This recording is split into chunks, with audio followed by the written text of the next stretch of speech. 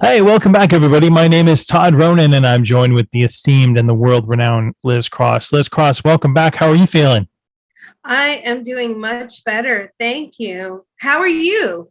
I'm great. Always cheery and excited. And I thought we could talk about one of the most luminous philosophers from the Greek era in the early before Christ era. Yes. Yeah. I know a lot of people are going to like this, Ronan. Is there any way we can call up and see if Socrates is able to join us today? I have him here. Thank you. Wow, that is exciting. Socrates, what would you prefer to be called, sir? Like Socrates, actually. What does he think about the era that we're calling and speaking to him from, and what does he know about this era?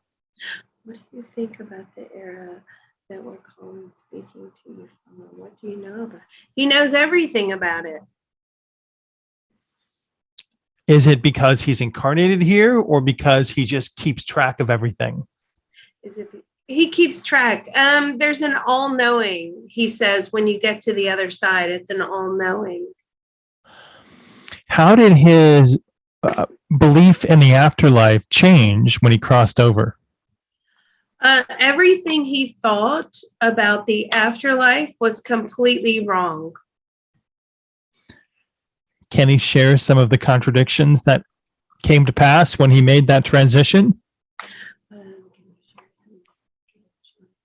Yes. So the first thing, and we've had this before, the angels playing trumpets, like, no, that doesn't happen. This whole thing that a crown will be placed upon your head. You've graduated. You no longer have to reincarnate. You survived a lifetime. You're an accomplished soul. No, not even close. Right? But that's what religion teaches us. So sort of those types of things, that he would be recognized for all of his fantastic work that was done during the lifetime. Nope, it actually is, it's only really relevant here on the earth plane, not so much in the spirit world, just those types of things. Did he try and get messages across to his disciples when he crossed over, and what was that process like for him? Well, it was sending it via energy, right? That's a good question. Sending it via energy, signs and symbols and, comfort and things like that. But it wasn't very well received when he was trying to send that information, because he was trying to tell them a lot of what he had thought was the case was actually not the case. So he was trying to basically make corrections, and that was very difficult. What role does self-knowledge play in the pursuit of bettering ourselves here in the physical plane? And is there still benefit in studying the teachings he presented? Self-knowledge is everything, and so is self-love. It all starts with the individual, and then it works its way outward. Sorry, what was the rest of that question? Is there still a benefit in studying the teachings that he gave us 1,500 years ago today? Still a benefit for studying the teaching? No. Gosh, that was a good question. And also, basically, there's a lot of philosophers out there trying to use philosophy to decode the universe, and it just doesn't work. Are there philosophers that he likes today that people should seek out and read more of? No. He thinks that by using philosophy to make sense of the universe, it's actually the wrong way to go about it. Your time would be better spent in physics. In physics. Mm-hmm.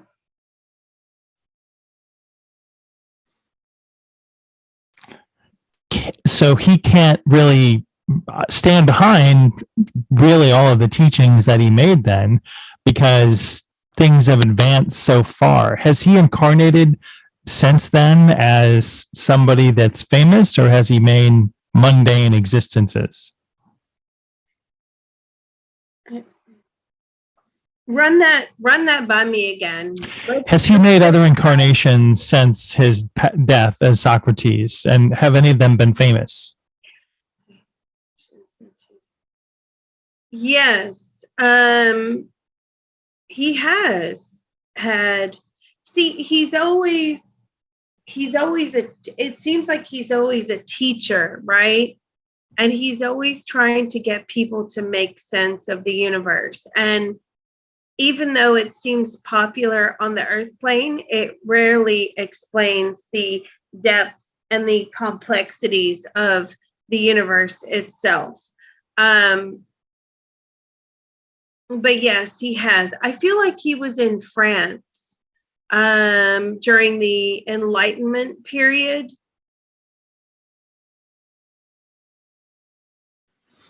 And in other experiences and other incarnations, he's incarnated, I guess, usually these people that have come through then have had hundreds of incarnations. Is that also true for him? Yes, that is correct. Yes, that's true. He's had hundreds and hundreds, thousands. Do you still have to reincarnate? I don't feel that he has to reincarnate. His consciousness, his soul has ascended and has escaped the reincarnation cycle. So he no longer has to do that now, which is great. How long did that take for him? And what was that transition like? How long did it take for you? It took like 50 million years. And what was that transition like? Oh, he says, oh, what a relief. Wonderful. I don't have to do that again. So he has a new role now. He's still teaching, funnily enough, but he's teaching up there how to sort of evolve the soul, but on the spiritual plane. From that position, does he believe that there are absolute moral truths for humans? Absolutely. We all have a moral compass, which is a guide that is innate and is built in within us. The problem is that it's our societal and environmental circumstances that we grow up in that dictates and overrides that moral compass. But yeah, that was a good question. What does he suggest people can do to rebalance and remagnetize themselves to their true moral compass? So you always have to take time out and ask yourself, it's very simple, right? Listen to how simple this is. Would you want this done to you? So even if you're catching an animal, you're eating an animal, you're swatting a fly, you're crushing an ant with your foot, you're catching a snake and chopping its head off. I don't know why he's showing me these examples. Excuse me, but he's saying, like, would you want this done to you? And it's as simple as that. And also, did you give gratitude for its existence to benefit your life? And that's how you and I and everybody on the planet should proceed through life. But instead, we have created this hierarchy of man, this top of the food chain, bottom of the food chain. I'm better than you are. They're better than me. They deserve this. I don't deserve that. If we all just took a step back and we treated everyone in the way that we would want to be treated, then most of the world's problems would dissolve. Most of the people are not accessible to making the laws of the land. And so, how does he suggest that people make a change if they're not the ones making the law? That's reserved for a very few. That's true. And the people that make the laws of the land are not necessarily doing it for, our good. They're doing it for the good of themselves. So how do you suggest? Well, he thinks that if you have the, earth plane and the humanity on the earth plane operating up from a certain vibrational level of, would I want this done to me? Did I give gratitude for this person's existence, or this animal, or this tree, or this cloud, whatever it is, this ocean? Did I give gratitude that the people in charge would have to really conform and comply with that vibrational level? Is there a way he can suggest that as a group and as a whole, we can affect that change in our world leaders?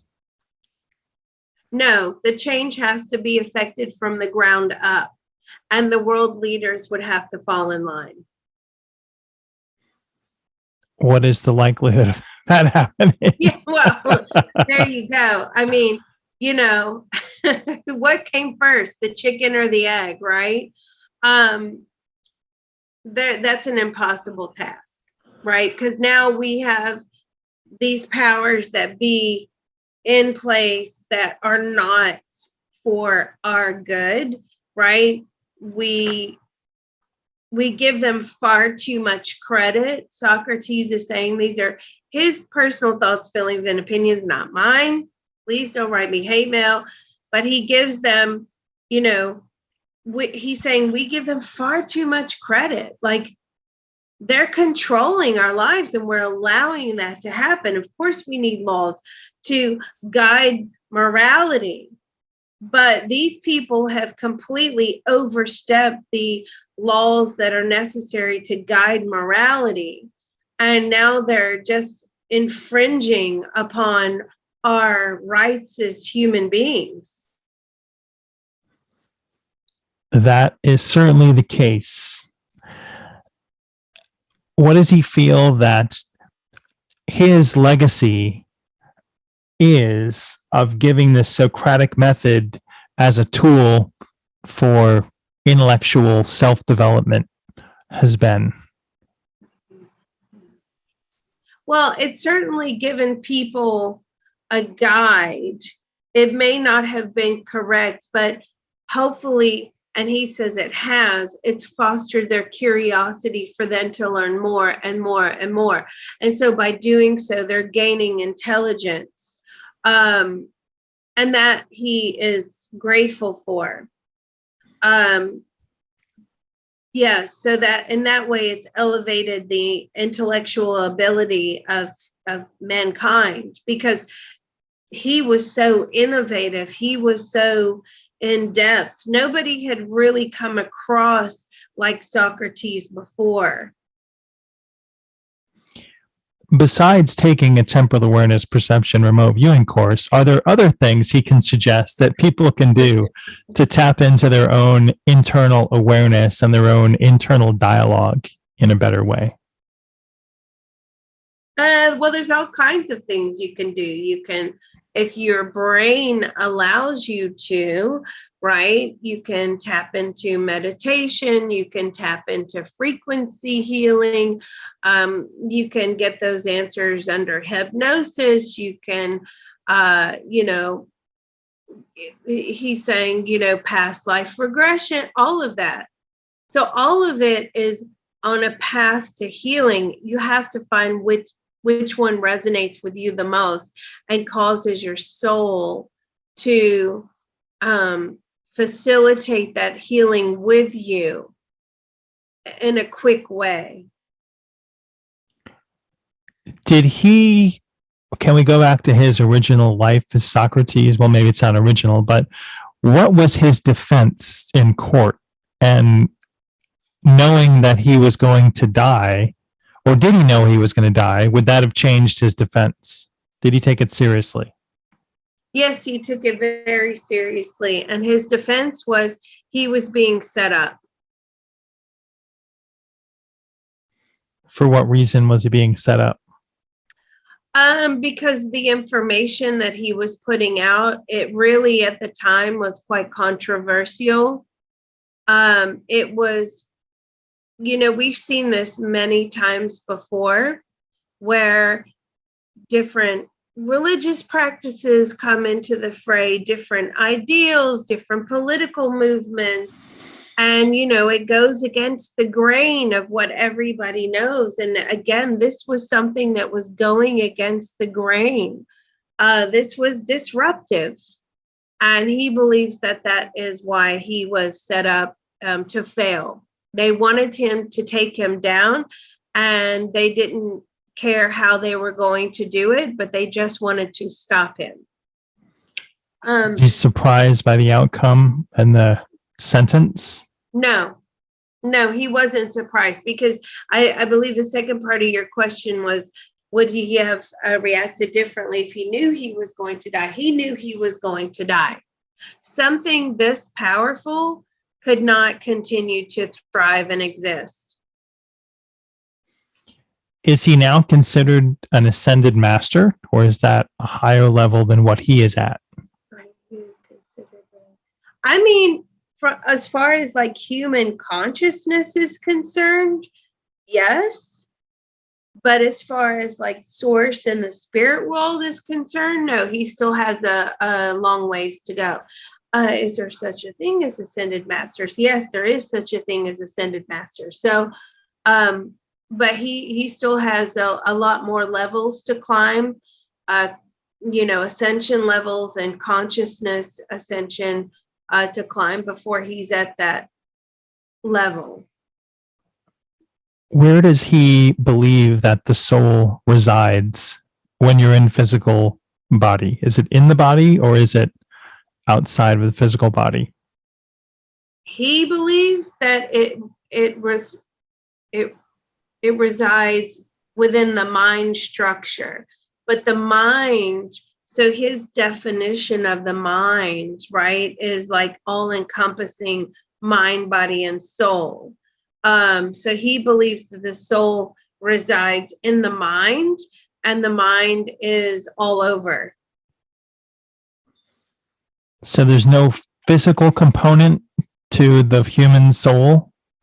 Is there a physical component? No, it's an energetic component. That was a good question. Is there any way we can, I guess he said through meditation, how else does he suggest that we can raise our own vibrational frequency while we're on the earth plane?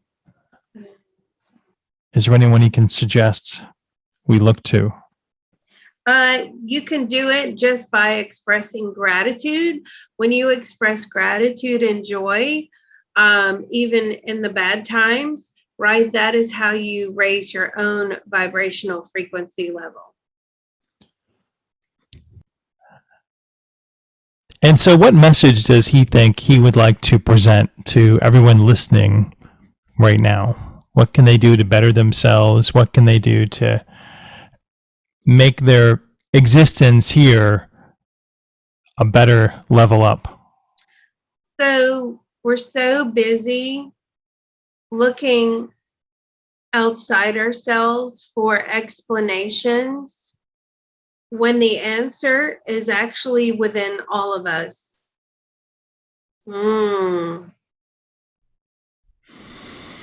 How does he envision the interconnectedness of each of the incarnations? And does he feel like it makes you better, or does it offer some hindrances you need to overcome? Like thinking about the CTT we did today. Just for those of you that didn't come to the CTT group, we worked on getting rid of generational traumas that are held within the DNA. Sorry, what was that question again? I think it had to do with how does he see that all of the souls and all the incarnations as benefiting the whole totality of the soul, and also the hindrances that we have to overcome to evolve our soul. It's all about consciousness expansion. It's all about evolving mind, body, and soul together in unison, working towards the same goal. When they are working separately, that's when it causes a lot of fractious and difficulties here, not only in the earth plane, but in the spirit world. You want to align mind, body, and soul as much as possible. Obviously, that's not always possible, but certainly as much as possible, that is the goal. Well, thank you very much, Liz, and thank you, Socrates. We appreciate your time and your presence with us. Can we call upon you again for another conversation in the future? Yes, please. Thanks very much, and thank you, Liz. Thank you, everybody. That was so insightful. Thank you for putting this probe together, Ronan. Awesome.